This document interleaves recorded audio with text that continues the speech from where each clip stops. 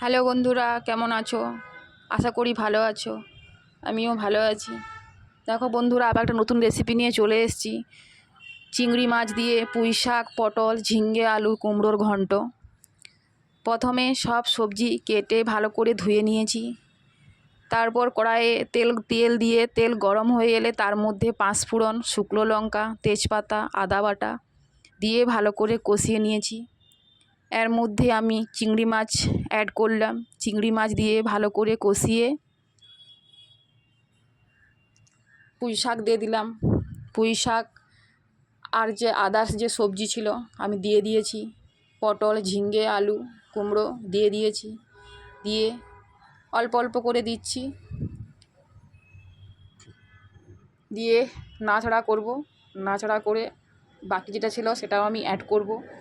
আর বাকি যেটা ছিল সবজি ওটা আমি দিয়ে দিলাম। দিয়ে ভালো করে নাড়াচাড়া করব। নাড়াচাড়া করে আমি ঢাকাও দিয়ে দিয়েছিলাম। ঢাকনা খুলে আবার নাড়ছি। দেখো বন্ধুরা, আমি নেড়ে নিলাম।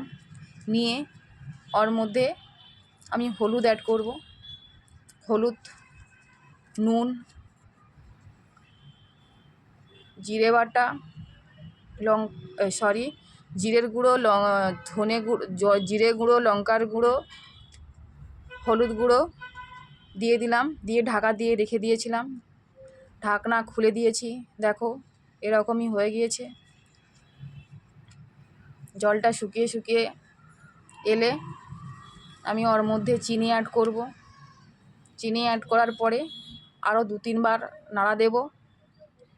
জলটা শুকিয়ে শুকিয়ে এলে মোটামুটি আমার রান্না কমপ্লিট হয়ে গেছে। তোমরা একবার বাড়িতে এরকমই বানিয়ে খেও, নিশ্চয়ই তোমাদের ভালো লাগবে। যদি ভালো লাগে কমেন্ট, লাইক, শেয়ার করে দিও। থ্যাংক ইউ বন্ধুরা, সবাই ভালো থেকো।